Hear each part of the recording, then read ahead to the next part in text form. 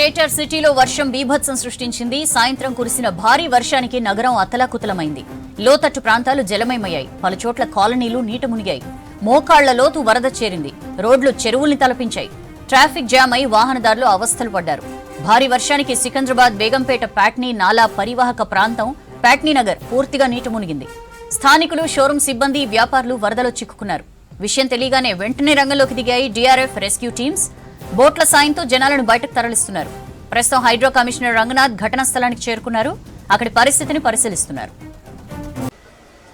Greater సిటీలో వర్షం బీభత్సం సృష్టించింది. సాయంత్రం కురిసిన భారీ వర్షానికి నగరం అతలాకుతలమైంది. లోతట్టు ప్రాంతాలు జలమయమయ్యాయి. పలుచోట్ల కాలనీలు నీట మునిగాయి. మోకాళ్ల లోతు వరద చేరింది. రోడ్లు చెరువుల్ని తలపించాయి. ట్రాఫిక్ జామ్ అయి వాహనదారులు అవస్థలు పడ్డారు. భారీ వర్షానికి సికింద్రాబాద్ బేగంపేట ప్యాట్నీ నాలా పరివాహక ప్రాంతం ప్యాట్నీ నగర్ పూర్తిగా నీట మునిగింది. స్థానికులు, షోరూం సిబ్బంది, వ్యాపారులు వరదలో చిక్కుకున్నారు. విషయం తెలియగానే వెంటనే రంగంలోకి దిగాయి డీఆర్ఎఫ్ రెస్క్యూ టీమ్స్. బోట్ల సాయంతో జనాలను బయటకు తరలిస్తున్నారు. ప్రస్తుతం హైడ్రో కమిషనర్ రంగనాథ్ ఘటనా స్థలానికి చేరుకున్నారు. అక్కడి పరిస్థితిని పరిశీలిస్తున్నారు. గ్రేటర్ సిటీలో వర్షం బీభత్సం సృష్టించింది. సాయంత్రం కురిసిన భారీ వర్షానికి నగరం అతలాకుతలమైంది. లోతట్టు ప్రాంతాలు జలమయమయ్యాయి. పలుచోట్ల కాలనీలు నీట మునిగాయి. మోకాళ్ల లోతు వరద చేరింది. రోడ్లు చెరువుల్ని తలపించాయి. ట్రాఫిక్ జామ్ అయి వాహనదారులు అవస్థలు పడ్డారు. భారీ వర్షానికి సికింద్రాబాద్ బేగంపేట ప్యాట్నీ నాలా పరివాహక ప్రాంతం ప్యాట్నీ నగర్ పూర్తిగా నీట మునిగింది. స్థానికులు, షోరూం సిబ్బంది, వ్యాపారులు వరదలో చిక్కుకున్నారు. విషయం తెలియగానే వెంటనే రంగంలోకి దిగాయి డీఆర్ఎఫ్ రెస్క్యూ టీమ్స్. బోట్ల సాయంతో జనాలని బయటకు తరలిస్తున్నారు. ప్రస్తుతం హైడ్రా కమిషనర్ రంగనాథ్ ఘటనా స్థలానికి చేరుకున్నారు. అక్కడి పరిస్థితిని పరిశీలిస్తున్నారు. గ్రేటర్ సిటీలో వర్షం బీభత్సం సృష్టించింది. సాయంత్రం కురిసిన భారీ వర్షానికి నగరం అతలాకుతలమైంది. లోతట్టు ప్రాంతాలు జలమయమయ్యాయి. పలుచోట్ల కాలనీలు నీట మునిగాయి. మోకాళ్ల లోతు వరద చేరింది. రోడ్లు చెరువుల్ని తలపించాయి. ట్రాఫిక్ జామ్ అయి వాహనదారులు అవస్థలు పడ్డారు. భారీ వర్షానికి సికింద్రాబాద్ బేగంపేట ప్యాట్నీ నాలా పరివాహక ప్రాంతం ప్యాట్నీ నగర్ పూర్తిగా నీట మునిగింది. స్థానికులు, షోరూం సిబ్బంది, వ్యాపారులు వరదలో చిక్కుకున్నారు. విషయం తెలియగానే వెంటనే రంగంలోకి దిగాయి డీఆర్ఎఫ్ రెస్క్యూ టీమ్స్. బోట్ల సాయంతో జనాల్ని బయటకు తరలిస్తున్నారు. ప్రస్తుతం హైడ్రో కమిషనర్ రంగనాథ్ ఘటనా స్థలానికి చేరుకున్నారు. అక్కడి పరిస్థితిని పరిశీలిస్తున్నారు. గ్రేటర్ సిటీలో వర్షం బీభత్సం సృష్టించింది. సాయంత్రం కురిసిన భారీ వర్షానికి నగరం అతలాకుతలమైంది. లోతట్టు ప్రాంతాలు జలమయమయ్యాయి. పలుచోట్ల కాలనీలు నీట మునిగాయి. మోకాళ్ల లోతు వరద చేరింది. రోడ్లు చెరువుల్ని తలపించాయి. ట్రాఫిక్ జామ్ అయి వాహనదారులు అవస్థలు పడ్డారు. భారీ వర్షానికి సికింద్రాబాద్ బేగంపేట ప్యాట్నీ నాలా పరివాహక ప్రాంతం ప్యాట్నీ నగర్ పూర్తిగా నీట మునిగింది. స్థానికులు, షోరూం సిబ్బంది, వ్యాపారులు వరదలో చిక్కుకున్నారు. విషయం తెలియగానే వెంటనే రంగంలోకి దిగాయి డీఆర్ఎఫ్ రెస్క్యూ టీమ్స్. బోట్ల సాయంతో జనాల్ని బయటకు తరలిస్తున్నారు. ప్రస్తుతం హైడ్రో కమిషనర్ రంగనాథ్ ఘటనా స్థలానికి చేరుకున్నారు. అక్కడి పరిస్థితిని పరిశీలిస్తున్నారు.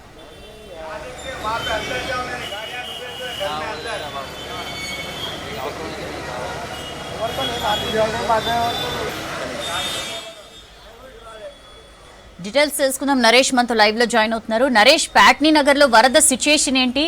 అక్కడ ఉన్న అందరినీ బయటకు తరలించారా? దాదాపు గత 2-3 గంటల నుంచి సాయంత్రం నుంచి కురుస్తున్న భారీ వర్షానికి అయితే ప్యాట్నీ సెంటర్లో ఉన్నటువంటి కాలనీ అయితే పూర్తి స్థాయిలో మునిగిపోయిందని చెప్పాలి. దాదాపు 5 అడుగులకు పైన కూడా వాటర్ రావడంతో ఇటు చుట్టుపక్కల ఉన్నటువంటి ఈ ఏరియాలో ఉన్నటువంటి కాలనీ వాసులందరిలో కూడా పూర్తి స్థాయిలో వాటర్ రావడం జరిగింది. దీంతో వెంటనే అప్రమత్తమైనటువంటి ఎన్డీఆర్ఎఫ్ కానివ్వండి, లేదంటే హైడ్రాకు సంబంధించిన టీమ్స్ ఇవన్నీ వెంటనే రంగంలోకి దిగాయి. అయితే వాటర్లో చిక్కుకున్నటువంటి పబ్లిక్ ను ఇక్కడ ఉన్నటువంటి ఇళ్లలో ఉన్నటువంటి పబ్లిక్ అందరినీ కూడా బయటికి తీసుకురావడం జరిగింది. ప్రధానంగా 5 అడుగుల లోతులో ఒకేసారి వాటర్ రావడంతో ఇక్కడ ఉన్నటువంటి పబ్లిక్ అంతా కూడా ఒకేసారి భయభ్రాంతులకు గురి కావడం జరిగింది. దీంతో వాళ్ళందరినీ కూడా ప్రభుత్వ అధికారులు వెంటనే అప్రమత్తం అయిపోయి ఇటు బోట్స్ వెంటనే టెంపరీగా వాళ్ళని బయటికి తీసుకొచ్చేందుకైతే ప్రత్యేకమైనటువంటి బోట్స్ ను కూడా ఏర్పాటు చేయడం జరిగింది. ఆ బోట్స్ ద్వారా ఇక్కడ ఉన్నటువంటి దాదాపు అందరు పబ్లిక్ ను కూడా బయటికి సురక్షితమైనటువంటి ప్రాంతానికి బయటికి తరలించడం జరిగింది. వెంటనే అలర్ట్ అయిన తర్వాత పబ్లిక్ వాళ్ళందరూ కూడా ఇక్కడ ఉన్నటువంటి ఇబ్బందులు లేకుండా ఉండడం కోసం అయితే వాళ్ళందరూ ఎలక్ట్రిక్ ను పవర్ ముందుగా ఆపేసి ఒక్కొక్కరిని అందరినీ కూడా బయటికి పంపించడం జరిగింది. ప్రధానంగా సిటీలో ఉన్నటువంటి ప్రాంతాలలో ఇక్కడ ఈ మధ్య కాలంలో హైడ్రాకు సంబంధించినటువంటి అధికారులు ఎక్కడెక్కడైతే వరద ఉంటుందో ఆ వరద ప్రాంతాలన్నింటినీ కూడా హైడ్రా తొలగించడం జరిగింది. అక్రమ నిర్మాణాలు అన్నింటిని కూడా. అయితే ఇక్కడ ప్రజెంట్ ఇక్కడ హైడ్రాకు సంబంధించినటువంటి అధికారులు ఉన్నారు, ఒకసారి మనం మాట్లాడించే ప్రయత్నం కూడా చేద్దాం. సార్ చెప్పండి, మీరు ఎప్పటి నుంచి ఎట్లా మీకు సమాచారం అందింది, ఎంతమందిని ఇక్కడ నుంచి తరలించడం జరిగింది మీరు ఇక్కడ నుంచి?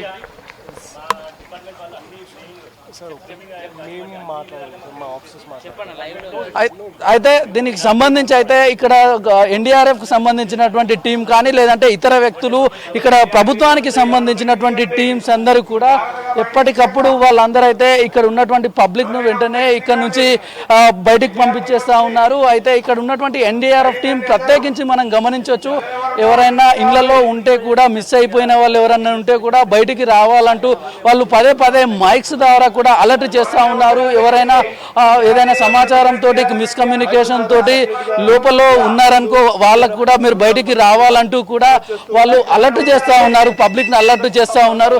అన్న చెప్పండి, పబ్లిక్ను బయటకు తీసుకొచ్చారా, ఇంకెవరైనా ఉన్నారా, మీకు ఎట్లా ఇదంతా? మేము వచ్చినప్పుడు వాటర్ ఫ్లో ఎక్కువ ఉంటుందండి. పబ్లిక్ తెలియకుండా వాటర్లో పడి ఏమైనా ప్రాణాపాయం జరుగుతుందని చెప్పేసి వాళ్ళని సురక్షిత ప్రాంతాలకి మేము ఇవాక్యుయేట్ చేసి వాళ్ళకి సురక్షిత ప్రాంతాలకు చేర్చడం జరిగింది. ఎంతమంది ఇక్కడ నుంచి మీరు బయటకు తీసుకెళ్లారు? అంటే టోటల్ కౌంట్ లేదండి, తీసుకెళ్తున్నాము, ఇంకా బయట కౌంట్ చేస్తున్నారు. ఒక హండ్రెడ్స్ ఆఫ్ పీపుల్ అయితే ఇవాక్యుయేట్ చేసామండి, సురక్షిత ప్రాంతాలకు తరలించాము. అంటే ఇంకా లోపల ఎవరైనా ఉన్నారా, ఎట్లా ఏంది దానికి సంబంధించినటువంటి పరిస్థితి? లోపల ఉన్నట్లు ఏమన్నా సమాచారం ఏమన్నా వచ్చిందా? ఇంకా కొందరు ఉన్నారండి ఫస్ట్ ఫ్లోర్ సెకండ్ ఫ్లోర్లో, వాటర్ లెవెల్స్ బాగా తగ్గిపోయినాయి. ఇప్పుడు దాదాపుగా వెళ్ళిపోయారు. కొందరు ఉన్న వాళ్ళు ఇద్దరు ముగ్గురు కొన్ని ఆ ఫ్లోర్లో ఉన్న వాళ్ళు తక్కువ ఉన్నాయి కాబట్టి ఇక ప్రాబ్లం లేదు అన్నట్టు అనుకుంటున్నారు. స్టార్టింగ్లో మీరు ఉన్నప్పుడు వాటర్ తీవ్రత ఏ విధంగా ఉండే, ప్రజెంట్ ఎట్లా ఉంది? దాదాపు మేము వచ్చినప్పుడు కాలు వచ్చినప్పుడు దాదాపు నడుము దాకా ఉండని, ఇప్పుడు మనకు మోకాల కిందికే ఉన్నాయి, 2 ఫీట్ల వరకే ఉంది. బాగా తగ్గిపోయినాయి ఇప్పుడు వాటర్ లెవెల్స్. ఎట్లా వాటర్ను మీరు ఇక్కడ నుంచి ఎట్లా బయటికి వాటిని పంపించే ప్రయత్నం చేశారు? అదేవిధంగా పబ్లిక్ సేఫ్టీ కోసం మీరు ఎట్లాంటి చర్యలు తీసుకుంటా ఉన్నారు? మేము మా బోట్ సాయంతో మా ఎస్డిఆర్ఎఫ్ సిబ్బంది అంతా వచ్చి ఇక్కడ వాళ్ళని రెస్క్యూ చేయడం జరిగింది. మా బోట్ సాయంతో మేము డిఆర్ఎఫ్ సిబ్బంది అంతా కలిసి చేశాము రెస్క్యూ ఆపరేషన్. సుమారు దాదాపుగా 80 నుంచి 90 మంది దాకా మేము రెస్క్యూ చేస్తుంటాము. ఇప్పుడు ఏదైతే ఈ వాటర్ ఉందో పక్క నుంచి ఒక నాలా పోతుంది, ఆ నాలలో పోతుంది. ఇంకో గంట సేపు అయితే దాదాపుగా ఈ వాటరు పూర్తిగా అందులో కలవచ్చు. కాకపోతే మళ్ళీ ఏదైనా వర్షపాతం పడితే మాత్రం ఇక్కడ నాలా అంతా ఓపెన్ ఉంది కాబట్టి మళ్ళీ సేమ్ పరిస్థితి వచ్చే అవకాశం అయితే ఉంది. అయితే వాతావరణ శాఖ కూడా ఈ వర్షాలు ఇంకా కంటిన్యూ అవుతా ఉన్నాయని చెప్తా ఉన్నారు. దానికి సంబంధించి మీ యాక్షన్ ఏ విధంగా ఉండబోతుంది? వీళ్ళకు ఈ ఏరియాలో వాటర్ రాకుండా ఎట్లా చర్యలు తీసుకుంటారు? ఇంకా కొంతమంది పబ్లిక్ మీరు ఫస్ట్ ఫ్లోర్లో ఉన్నారంటున్నారు కదా, వర్షం వస్తే ఇబ్బంది అవుతుంది, నెక్స్ట్ ఎట్లా చేయబోతా ఉన్నారు? మరి మేము వాళ్ళని పబ్లిక్ అడ్రస్ సిస్టమ్ ద్వారా వాళ్ళకి ఇన్ఫామ్ చేస్తున్నాము, బయటికి రండి, మేము సురక్షిత ప్రాంతం తీసుకెళ్ళామని చెప్తున్నాము. అదేవిధంగా దాంతోపాటు ఆ వాటర్ రాకుండా ఏమైనా చర్యలు ఉంటే ఖచ్చితంగా మేము జిహెచ్ఎంసీ కానీ కలెక్టర్తో మాట్లాడి తగిన చర్యలు అయితే తీసుకొని వాటర్ కంట్రోల్ చేయడానికి ప్రయత్నం చేస్తాము, వాటర్ ఇటువైపు నాలా నుంచి రాకుండా. ఇక్కడ మీతో పాటు ఇంకా ఎవరెవరు అధికారులు మానిటరింగ్ చేస్తూ ఉన్నారు? ఇప్పుడు ఫైర్ డిపార్ట్మెంట్ నుంచి మేము దాదాపు 30 మంది సిబ్బంది ఉన్నాము. పోలీస్ డిపార్ట్మెంట్ నుంచి విక్రమ్ సింగ్ సార్ ఉన్నారు, మేడం డీసీపీ మేడం ఉన్నారు. అదేవిధంగా జిహెచ్ఎంసీ సిబ్బంది, డిఆర్ఎఫ్ సిబ్బంది, ఎలక్ట్రిసిటీ డిపార్ట్మెంటు, అన్ని శాఖల సమన్వయంతోనే మేము ఈ రెస్క్యూ ఆపరేషన్ చేస్తున్నాం. చూడొచ్చు, ఇక్కడైతే వీళ్ళు ఇక్కడ ఉన్నటువంటి పబ్లిక్ అందరినీ కూడా సురక్షిత ప్రాంతాలకు తరలిస్తూ ఉన్నారు. ఎవరికి ఎట్లాంటి ఇబ్బందులు లేకుండా, ప్రధానంగా ప్రాణ నష్టం జరగకుండా అయితే అధికారులు చర్యలు చేపట్టారని చెప్పాలి. ఇప్పటికీ కూడా కొందరు ఫస్ట్ ఫ్లోర్లో ఉన్నటువంటి పబ్లిక్ ఉన్నారు, వాళ్ళకి ఏ ఇబ్బందులు లేకుండా ఉన్న వాళ్ళు ఉన్నారని చెప్పేసి ఇక్కడ ఉన్నటువంటి అధికారులు గుర్తించడం జరిగింది. వాళ్ళను కూడా మీకు సమస్యలు ఇబ్బందులు లేకుండా ఉండడానికి వెంటనే మీరు కిందికి రావాలి, మేము సురక్షితమైనటువంటి ప్రాంతాలకు తీసుకెళ్తామని చెప్పి ఇక్కడ ఉన్నటువంటి ఎన్డీఆర్ఎఫ్ సిబ్బంది, ఎస్డీఆర్ఎఫ్ సిబ్బంది వీళ్ళంతా చెప్తా ఉన్నారు. అదేవిధంగా దీనికి సంబంధించి ప్రధానంగా ఇందాకే కాసేపటి క్రితం హైడ్రాకు సంబంధించినటువంటి కమిషనర్ రంగనాథ్ కూడా వచ్చి ఇక్కడ పరిస్థితిని పర్యవేక్షణ చేయడం జరిగింది. వీళ్లకు ఇక్కడ వీలైనంత మట్టుకు ఎలాంటి ప్రాణ నష్టం జరగకుండా అయితే ఇక్కడ ఉన్నటువంటి అధికారులు అయితే చూస్తూ ఉన్నారు. మొత్తానికి ఇక్కడ ఉన్న పబ్లిక్ ఎలాంటి ఇబ్బంది లేకుండా ఇక్కడ అధికారులు ఎప్పటికప్పుడు మానిటరింగ్ చేస్తూ ఉన్నారు. మనం గమనించవచ్చు, వాళ్ళ మైక్ సిస్టమ్స్ ద్వారా అయితే లోపల ఎవరైనా మిగిలిపోయారా ఏంది అనేటటువంటి దాంతో కూడా అధికారులు ఎంక్వైరీ చేస్తూ ఉన్నారు. సౌజన్య, ఉమ్మడి పాలమూరు జిల్లాలోని ప్రాజెక్టులను అడ్డుకోవద్దని ఏపీ సీఎం చంద్రబాబుకు సూచించారు సీఎం రేవంత్ రెడ్డి. తెలంగాణకు అన్యాయం చేసే రాయలసీమ లిఫ్ట్ ఇరిగేషన్ ప్రాజెక్టును రద్దు చేయాలన్నారు. తమకు ఇబ్బందులు పెడితే ఎలా ముందుకు పోవాలో తమకు తెలుసన్నారు సీఎం రేవంత్ రెడ్డి.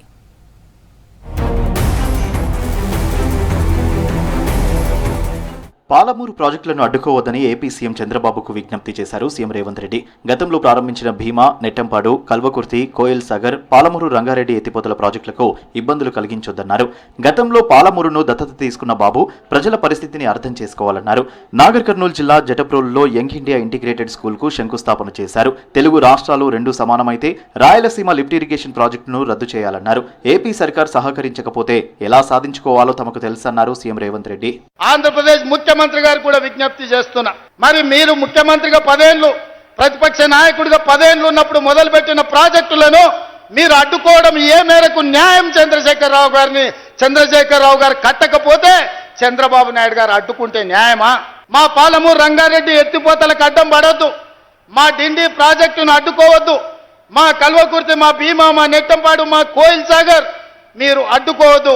ఒకనాడు పాలమూరు జిల్లాను మీరు దత్తత తీసుకున్నా అని చెప్పారు. మీరు బాధ్యతగా ఉండండి, మమ్మల్ని బ్రతకనియండి, మా ప్రాజెక్టులు పూర్తి చేసుకోనివ్వండి. 2.5 ఏళ్లలోనే 1,00,000 ప్రభుత్వ ఉద్యోగాలు ఇస్తామన్నారు CM Revanth Reddy.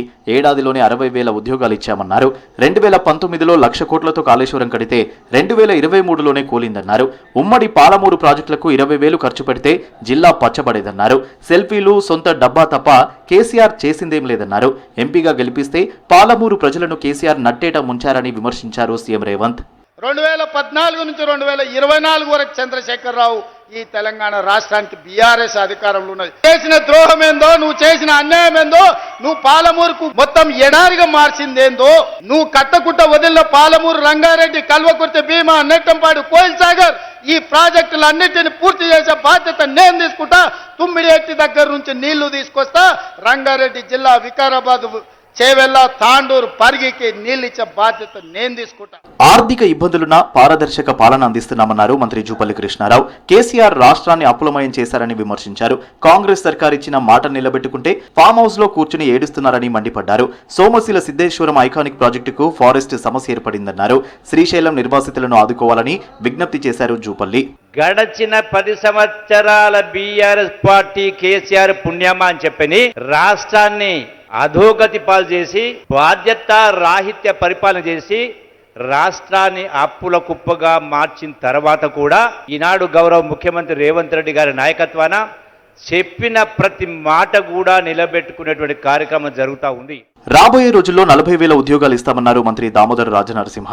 Young India స్కూళ్లతో విద్యా ప్రమాణాలు మెరుగుపరుచుతామన్నారు. మీ అందరితో కోరేది ఒకటే, ఈరోజు శంకుస్థాపన చేసుకున్నాము. ప్రమాణాలతో కూడిన విద్య సుమారు 200 కోట్ల రూపాయలు. యంగ్ ఇండియా ఇంటర్నేషనల్ స్కూల్ అంటే దార్శనికత్వం ఉండాలి. 9.5 సంవత్సరాలలో విద్య ఏ స్థాయికి పోయింది, వైద్యం ఏ స్థాయికి పోయింది, మహిళా సాధికారత ఏ స్థాయికి పోయింది, ఉద్యోగ భద్రత ఎక్కడ పోయింది, కొత్త ఉద్యోగాలు ఎక్కడ పోయినాయి. కానీ తిరిగి ఈరోజు ప్రతి ఒక్క అంశాన్ని పరిష్కరించుకుంటూ ముందుకు పోతున్న సర్కార్ రేవంత్ రెడ్డి గారి సర్కార్. 42% బీసీ రిజర్వేషన్లతో విద్యా ఉద్యోగాల్లో విప్లవాత్మకమైన మార్పులు తీసుకొస్తున్నామన్నారు మంత్రి వాకిటి శ్రీహరి. నాడు కేసీఆర్ వరేస్తే ఉరి అన్నారు. ఇప్పుడు వరి అక్షయ పాత్రగా మారిందన్నారు వాకిటి శ్రీహరి. భవిష్యత్తులో మన పిల్లలు చదువు బాగుండాలనే ఆలోచనతో దాదాపు 200 కోట్లతో 25 ఎకరాలలో 2,600 మంది పిల్లల్ని ఒకేసారి చదివించాలి. ప్రతి నియోజకవర్గంలో ఈ స్కూల్ ని పెట్టాలని ఆలోచన అనునిత్యం శ్రమిస్తూ ఎన్నో రూపకల్పన చేసినటువంటి మా ప్రియదో ముఖ్యమంత్రి గారు. ఉమ్మడి పాలమూరు జిల్లా అభివృద్ధికి కాంగ్రెస్ సర్కార్ కట్టుబడి ఉందన్నారు సీఎం రేవంత్. మంత్రులు కొల్లాపూర్ను ప్రత్యేకంగా అభివృద్ధి చేస్తామన్నారు. హైదరాబాద్ క్రికెట్ అసోసియేషన్ అక్రమాలపై సిఐడి విచారణ స్పీడప్ చేసింది. నిందితులను 6 రోజుల పాటు జ్యుడిషియల్ కస్టడీకి తీసుకున్న అధికారులు 2వ రోజు విచారించారు. ప్రెసిడెంట్ జగన్మోహన్ రావును ఉప్పల్ స్టేడియంకు తరలించి ఎంక్వైరీ చేసింది సిఐడి. పలు డాక్యుమెంట్స్ ని ముందు పెట్టి ప్రశ్నల వర్షం కురిపించారు అధికారులు.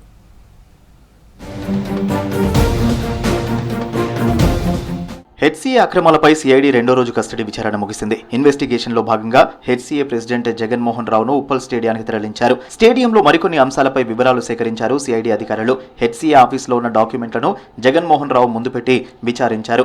తర్వాత తిరిగి సిఐడి ఆఫీసుకు తరలించారు అధికారులు. అంతకుముందు రెడ్ హిల్స్ సిఐడి ఆఫీసులో 5 నిందితులను విచారించారు. అధ్యక్షుడు జగన్మోహన్ రావు, ట్రెజరర్ శ్రీనివాసరావు, సీఈఓ సునీల్ కాంటే, శ్రీచక్ర, జనరల్ సెక్రటరీ రాజేంద్ర యాదవ్, ఆయన భార్య శ్రీచక్ర క్లబ్ ప్రెసిడెంట్ కవితను ఎంక్వైరీ చేశారు. ఫోర్జరీ కేసు, ఐపీఎల్ టికెట్ల వివాదం, హెచ్సీఏ నిధుల గోల్మాల్పై నిందితులను ప్రశ్నించారు.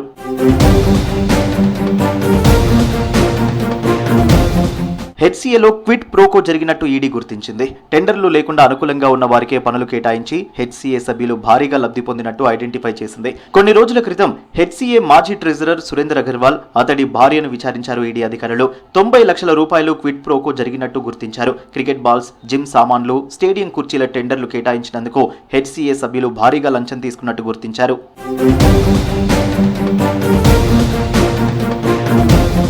హెచ్సీఏలో అక్రమాల్లో మాజీ మంత్రి కేటీఆర్, ఎమ్మెల్సీ కవితతో పాటు మరికొందరిపై సిఐడికి ఫిర్యాదు చేసింది తెలంగాణ క్రికెట్ అసోసియేషన్. మరోవైపు హెచ్సీఏ వివాదంపై బీసీసీఐకి లేఖ రాసే యోచనలో సర్కారుంది. విజిలెన్స్ రిపోర్టు కూడా బీసీసీఐకి పంపేందుకు సర్కారు కసరత్తు చేస్తోంది.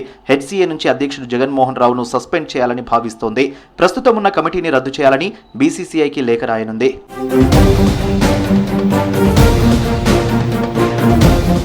హెచ్సీఏ అక్రమాల కేసులో నిందితులను 2వ రోజు విచారించింది సిఐడి. ఫోర్జరీ కేసు, ఐపీఎల్ టికెట్ల వివాదం, నిధుల గోల్మాల్పై ఇప్పటికే సిఐడి విచారణ చేసింది.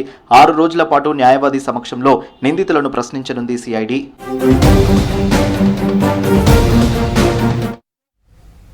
నార్త్ ఇండియాలో భారీ వర్షాలు దంచి కొడుతున్నాయి. చాలా రాష్ట్రాలు కొన్ని రోజులు తడిసి ముద్దయ్యాయి. లోతట్టు జిల్లాలు జలమయమయ్యాయి. పలు నదులు ఉప్పొంగి ప్రవహిస్తున్నాయి. రెస్క్యూ టీమ్స్ జనాల్ని సురక్షిత ప్రాంతాలకు తరలిస్తున్నాయి.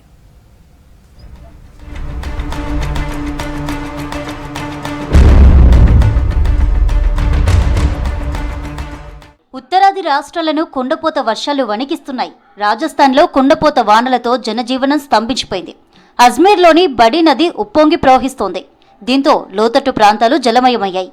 నది నుంచి వస్తున్న వరద మోటీ విహార్ కాలనీని ముంచెత్తింది.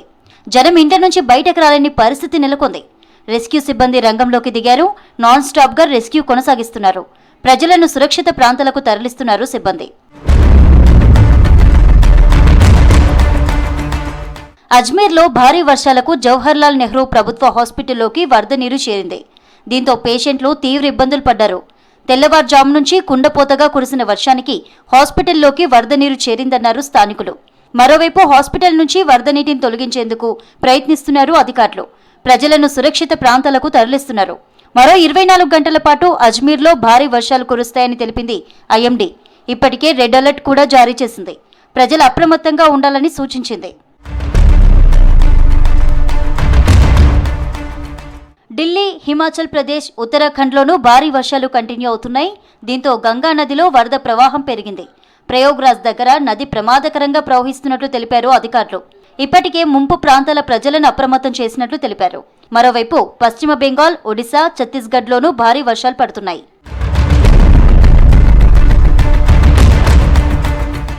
మధ్యప్రదేశ్లోనూ పలు ప్రాంతాల్లో భారీ వర్షాలు పడుతున్నాయి. ఛత్తర్పూర్ జిల్లా మొత్తం జలమయమైంది. లోతట్టు ప్రాంతాలు వరద నీటిలో మునిగిపోయాయి. పలు కాలనీల్లో ఇండ్ల నుంచి టీవీలు, ఇంట్లోని వస్తువులు వరద ప్రవాహంలో కొట్టుకుపోయాయి. ప్రభుత్వం వెంటనే స్పందించి తమను సురక్షిత ప్రాంతాలకు చేర్చాలని కోరుతున్నారు ప్రజలు. అలాగే భవిష్యత్తులోనూ ఇలా వరద సమస్య తలెత్తకుండా చూడాలని కోరుతున్నారు ప్రజలు. बारिश इस मरतबा बहुत तेज हो रही है और सड़कें, मकान सब नदी नालों में बदल गए हैं और उसमें बराबर कंटिन्यू पानी बह रहा है. लोगों का सामान सब बहता चला जा रहा है. यहाँ कोई उसकी व्यवस्था नहीं है गवर्नमेंट की तरफ से कि उसको देखा जाए या समझा जाए. और सबके घरों में इस तरीके का पानी भर रहा है कि हमारे यहाँ खुद इतना पानी भरा है कि हमारे यहाँ का सामान सारा तहस नहस हो चुका है. बच्चे मकान खाली करके चले गए हैं. ఉత్తర భారత్లోని పలు రాష్ట్రాల్లో కురుస్తున్న భారీ వర్షాల కారణంగా 2-3 రోజులు ప్రజలు అప్రమత్తంగా ఉండాలని హెచ్చరించింది భారత వాతావరణ శాఖ. ఢిల్లీకి ఎల్లో అలర్ట్ జారీ చేసింది.